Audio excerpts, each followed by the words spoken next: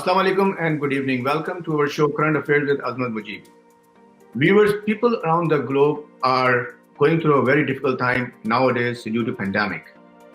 Hundreds and thousands of people have lost their jobs, closed down their business and running in difficult situations.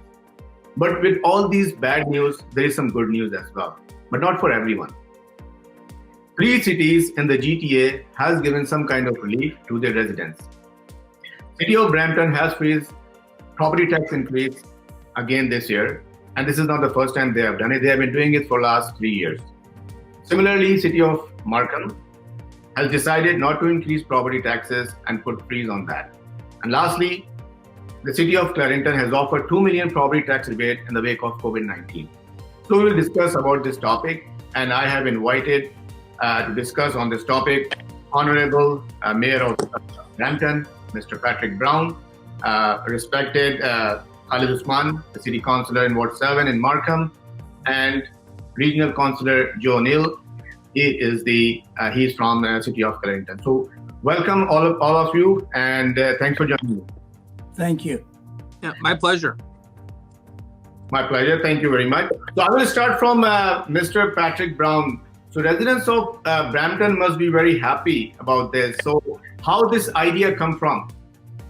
Well, we had 19 years straight of tax increases when I got elected as mayor of Brampton, and I said I want us to become tax competitive. At the time, Brampton had among the highest tax rates in the GTA, and there's no way you're going to bring business to your community if you're not tax competitive. It's a competition for jobs and investment, and I really wanted to make sure that we were competitive with adjacent municipalities. And so for the last 3 years, we've run tax freezes on the municipal portion of the bill.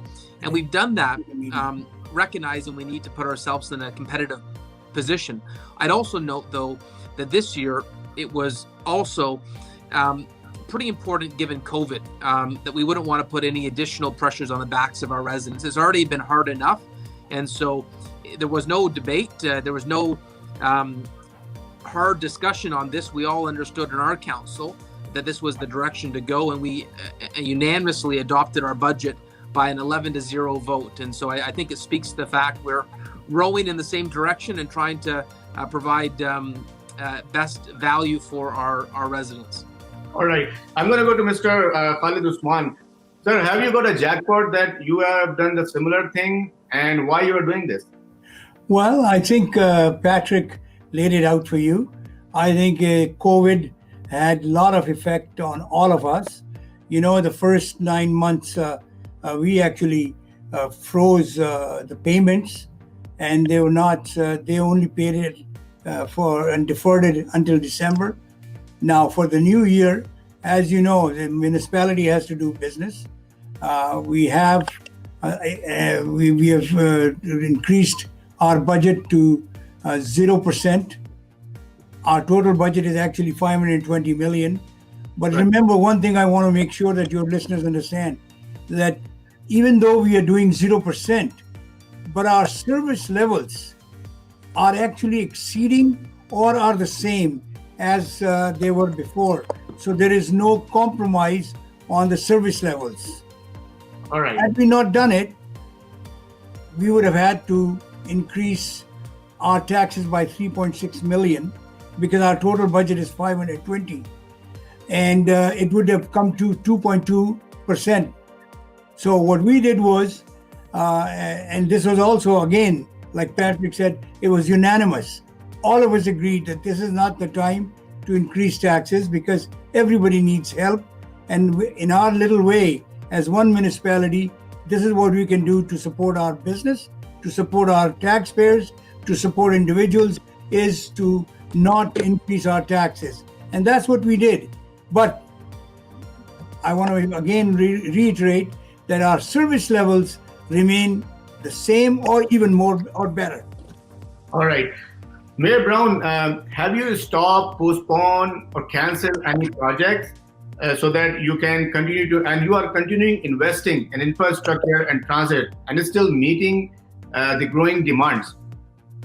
Well, we actually ran a value for money audit to look at where savings could occur. We did that the first 2 years of this term of council. and we engaged at our first council meeting KPMG to undertake this audit to make sure that every dollar we spent at City Hall could be justified. And that process found $50 million in savings, so it was a healthy process to go through. I think every small business will look at the dollars they spend, and they have to justify them, because it's tough as a business to be competitive. And I think that mentality needs to be ingrained into government as well. And so that's the approach that we've taken, by making sure we analyze every dollar that is spent municipally. All right. Now I'm going to go towards Mr. Joe. He's the regional councillor from Clarington. Your city has passed a resolution to give back 20 million in property taxes rebate who have lost their income due to pandemic. Tell us about something. Okay, so actually what we did, we actually were the only municipality in Ontario, I believe, that offered municipal taxpayers, residential taxpayers, an actual rebate, not just a freeze or a deferral, but we actually offered a rebate on their property taxes if they met a financial test. So I was kind of proud that we were, I think, the only municipality that did that. Now the test was fairly stringent. Not a lot of people qualified, but if you did qualify, you could actually get a refund. We also declared our whole municipality a business improvement area, and we came up with $2 million for qualifying businesses to help retool their stores and restaurants and things like that for COVID. So I think that's been very well received in our business community. So as you know, business taxpayers pay a very high rate of tax on their commercial space. And I think the reaction was, finally somebody's actually listening to us and worrying about how we're making it. So my big concern is, how are the businesses that are out there forced to shut down, how are they going to survive? It's tough. And I think about that every day. And I think Clarington has stepped up. Unfortunately, I wasn't able to get much traction at the region, as Patrick knows, and Khalid, I'm sure, knows. The regional government is the major tax receiver on a municipal tax bill. I couldn't get the region to get on side on those programs. I tried very hard. When you took a similar project to Durham Region Council, then what was the outcome and what was the response of the regional chair, John Henry? Well, the first go around, he wouldn't let me speak on it the very first time I tried. So that prompted kind of a reaction from me. I just didn't think that was fair. I actually ended up on CBC TV shortly thereafter. And then after it got through Clarington Council, I tried one more time at Durham Region, but got no council support on that whole notion of a rebate for residential taxpayers or a commercial rebate. So now, and the one thing I want to mention, Azmat, is the one thing we struggle with still in municipalities is there's the tax rate, but there's also what I would call the municipal inflation factor, which seems to run at about 5%. So it's, in other words, the costs go up 5-6% in terms of the spending side, right? So the tax side doesn't necessarily match the spending increase. Right. And that's a concern that I have every year.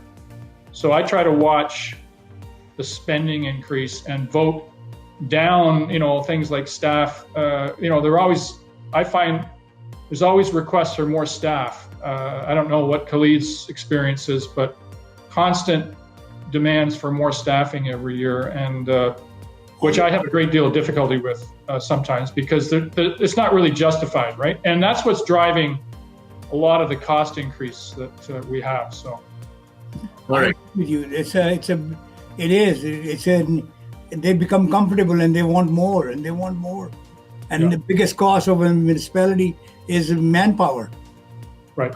And benefits and the whole thing, the whole package. Again, you need the staff, but you really need to add more and more every year in certain areas.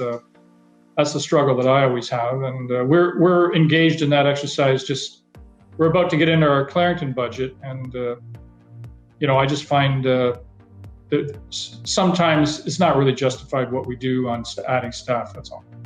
All right. We go line by line, and we look at everything, including the manpower, now we are not the specialists, but we try to justify why do we need this.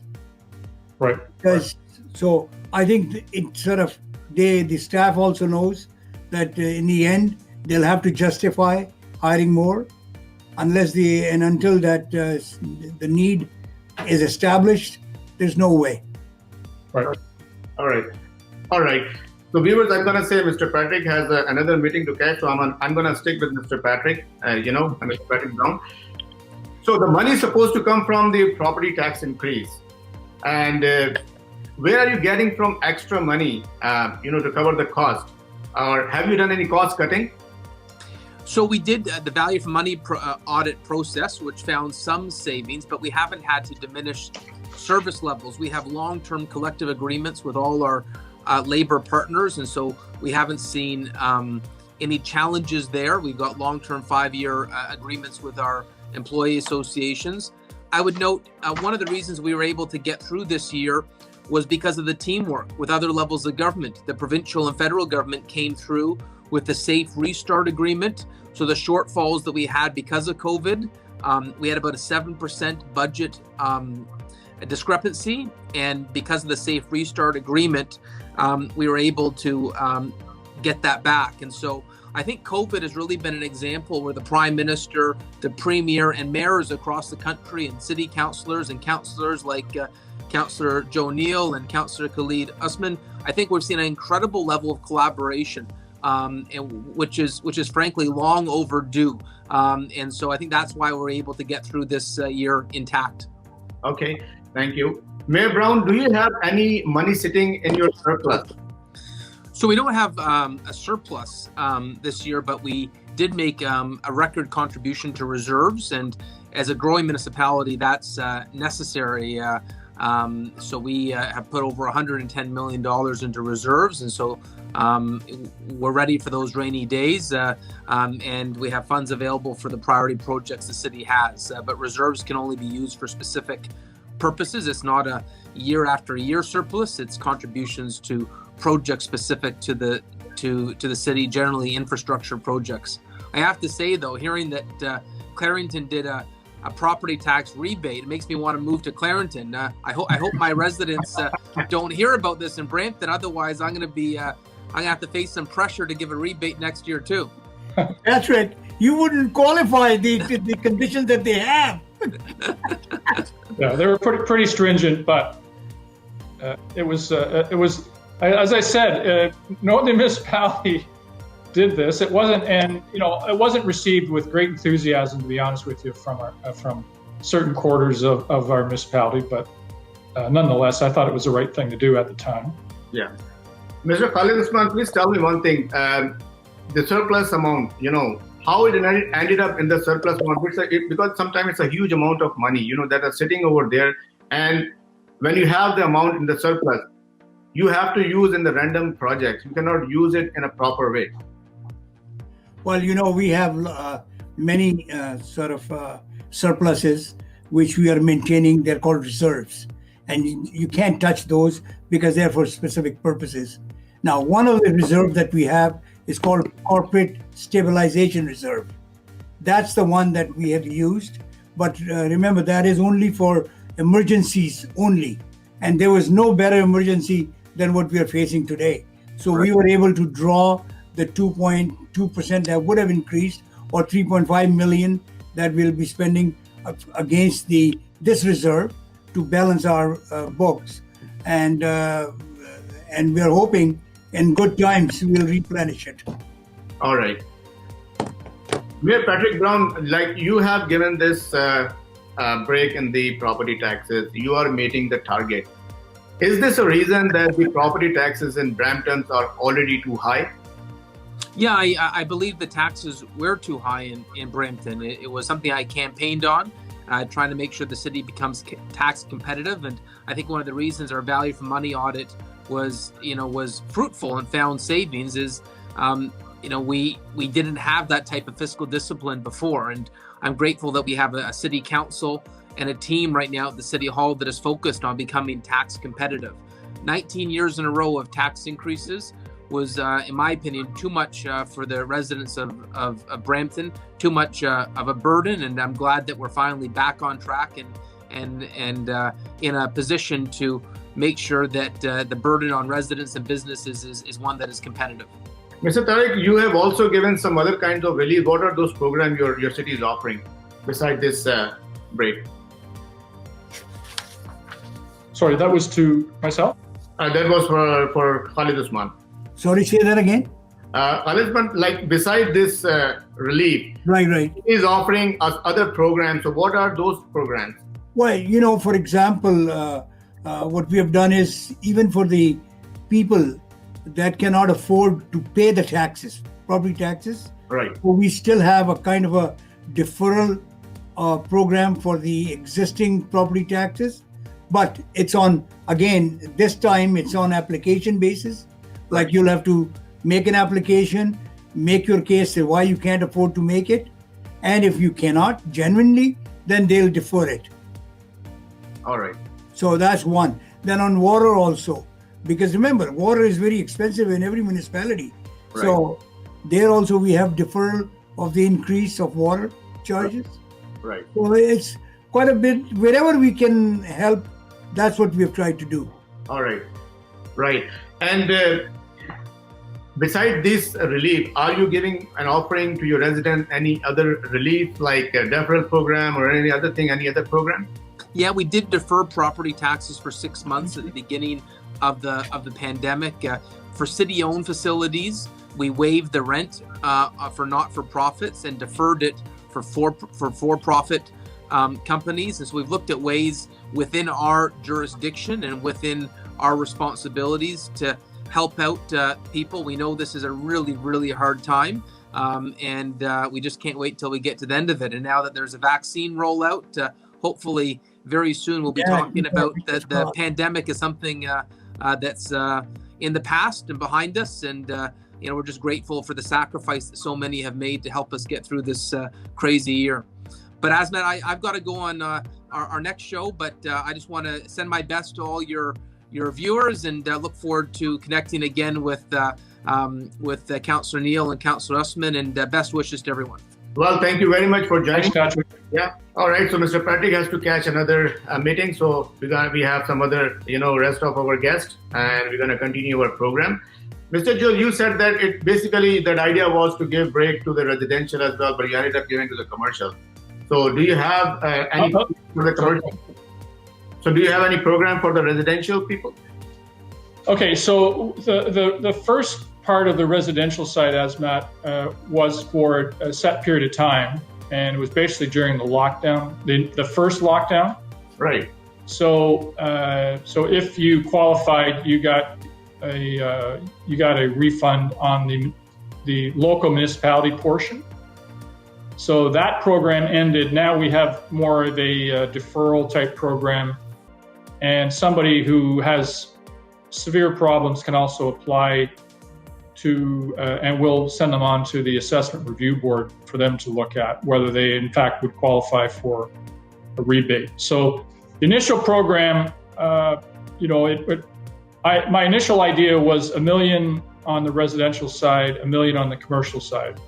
The residential side, because of how tough the test was, there wasn't as much take-up on that as I thought there would be, and more of the money got allocated to the commercial incentive side. So the commercial side was like, if you're putting up plexiglass in a restaurant or something like that, outdoor amenities, you could qualify to receive payment for those types of things. So it was a little bit more of a challenge to offer commercial tax rebate, because that is it's actually prohibited under the Municipal Act. So, all right. Mr. Khalid Usman, most of the people and the residents, they don't understand how the property tax works, the equation works. Briefly, can I please request you to explain how the property tax being calculated and what are the 3-4 factors are involved in this equation? Well, it's very simple. And I think what we do is, for our Markham taxpayers, we actually send them a lot of material explaining how the budget is working, with pictures, with figures and facts, with pie charts, to explain to them how much is needed as a budget and how much we are spending out of the budget, and whatever is the balance is the one that is used to create a tax increase. But this time around, we will not be increasing it. We are balancing it by bringing the deficiency from our corporate stabilization reserve. Right. But so that's how we do a lot of explanation. It's on our website. Right. It's on our communication. I, as a councillor, I do the same for my constituents, because remember, there are some people who need to be explained in a different language. Right. Because my ward is a very, very multicultural group. Right. So it's like 97% is multicultural. So diversity is huge in my ward. Right. And explain. Sorry, go ahead. So we try to explain every aspect of budgeting, the process, where the needs are, and we also give them where the money is being spent, like the infrastructure. Is it in other whatever the things are, labor cost, etc. So it's all explained to them very well, so that people know where their money is going, whether it's going into roads, whether it's going into buildings, whether it's going to maintenance. Everything is explained to them. All right. Councillor Joe, like different cities have a different formula equation for the tax calculation, or they're the same? Well, it's basically you set a I guess what used to be called a mill rate or an assessment rate. So that pretty much stays the same year over year. I mean, the value of houses, interestingly enough, in our area has gone up recently. Now, it doesn't necessarily mean your taxes go up because the value of the house has gone up. But that's been one piece of good news in our area is for homeowners is there's been a jump.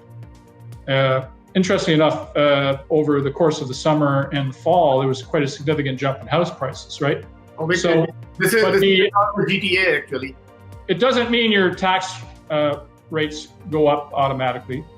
That gets reevaluated every 3 years by the assessment authority. Now, in our area, though, the big bulk of our taxes goes to the region, and I don't know but roughly 50% of our tax bill gets paid to the region of Durham, which is the entity that runs police, water, sewer, garbage, that sort of thing. So that's where the bulk of our money goes, Azmat. So anything that we did had a lesser impact than if the region had gotten on board. So, all right.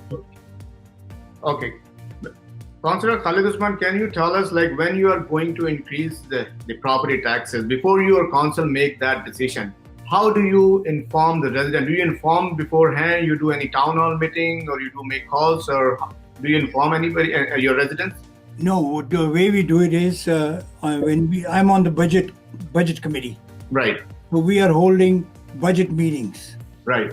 So we have over the year, as I said, I just mentioned it earlier on, that we go line by line, and it's a public meeting.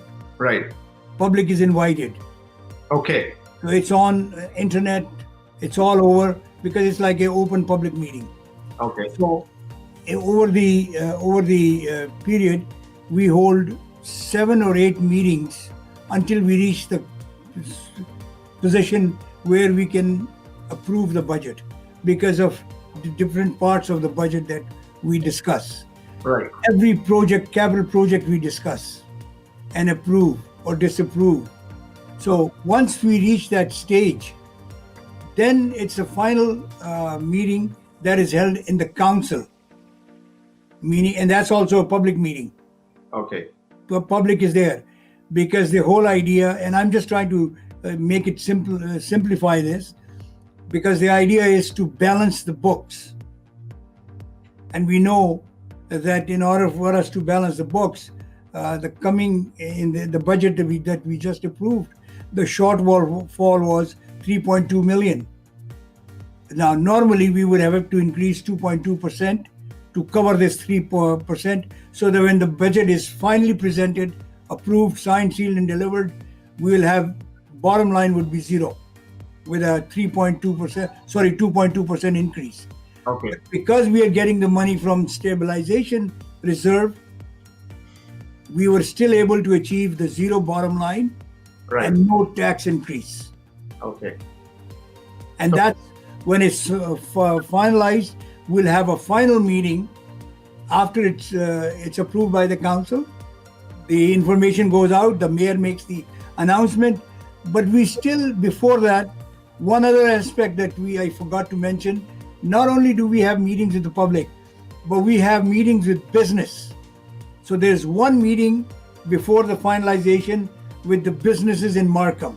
We take them also into consideration and have their input before we finalize the budget. Well, when you say the public meeting, is it like the town hall meeting or is it online, or what do you mean by that? Well, unfortunately now this was COVID, so nobody could come in physically. In normal circumstances? Under normal circumstances, they would sit in the council chambers. Oh, okay. And Councillor Joe, do you follow the same process before increasing the property taxes? We don't have, our meetings are we have basically 2 meetings. But what I find is the residents don't really get involved very much when we're putting that together. They get sort of notified of the increase afterwards for the most part. The odd time you'll get some input into it, but don't by and large, I hear about it when I'm knocking on doors during the election. That's when I get. Don't you think that is it fair that when you are going to increase the property taxes, you should ask or have a town hall meeting with the residents and justify that why you are going to increase, how much you are going to increase, and when you're going to invest that money? Well, okay, we personally, I'm not a big believer in the town halls because they tried that last year and a handful of people showed up. There was more staff members there than members of the public. So I'm just saying, over the years that I've been doing this, Azmat, the public air you out when you're knocking on doors during the election. That's when you get your feedback. And so, I mean, to be honest with you, most times I vote against our budget. I don't support our budget, and I don't support the budgets at Durham Region. I think I've been a Durham Region councillor now for 6 years. I voted against 5 out of 6 budgets because I don't believe they're justified. The tax increase they're giving isn't justified. So, and I don't know, quite frankly, if you're, for example, a restaurant owner right now, how can you afford a sort of 2 or 3% tax increase? I couldn't look a restaurant owner in the eye and say you should shoulder more costs right now, right? Just because we feel that you should. So I don't really, to be honest with you, I don't really need the public to tell me directly what I think should happen, because I'm out there. I guess I'm just known as somebody who tries to take on the whole notion that every year you're going to increase that budget and you're going to turn around and hand the bill to the taxpayers. So, we actually started a committee this year. I moved the motion called an accountability committee. Again, I don't think any other municipality has one of those. And my goal over the long term is to try to institute what Patrick Brown has called, value for money, so that we're self-auditing how we spend our money, because I don't think every dollar that municipalities get is spent wisely. That's all. So how do we get down to spending the money wisely? I'll just tell you one thing that I'm known for is opposing consultants. Okay. And Khalid, I don't know how you find it, but every decision in a municipality seems to need an outside consultant. Okay. So I fight this constantly. Do I win the battles? No, I don't. But until the time that I'm done as being a councillor, I will fight that battle right to the end. Okay? Here's my another question. I have the same issue, Joe, but the problem is that nobody is willing to take that responsibility of the decision. Well, but we've got to change that, Khalid. Okay. I know. Like, I don't know how you find it, but you have staff, highly paid, professional staff. What do they say? We need an outside expert to tell us what to do. Well, I've got a huge problem with that whole notion. So if you're running a business, okay, for example, and you said, to your boss or whatever, I don't know what to do. Let's bring in, an outside engineering firm to make every decision for us. I don't think you'd be there very long, because I'd like to empower staff so they don't have to go out to an outside consultant every time a decision needs to be made or a strategic plan needs to be made. They will convince you that if you don't, then there's so much work that they've never convinced me, and they never will, Khalid. Okay, so I'm a hard liner on that. Ask anybody from. As soon as I hear the consultant word, okay, I'm on my. I used to stand up and fight it. Now I sit in the screen and fight it. I will fight that battle to the last day I'm a councillor. Okay. But it's possible in your case. In your case, it is possible, depending upon the size of the municipality. But as you grow, it becomes more and more difficult. But I fight that at Durham Region as well, Khalid, okay? Oh my God. They've heard me, and they will still hear me on that, as I said. So. Well, guys, we are going towards the end of our program. I have a last question from Councillor Joe.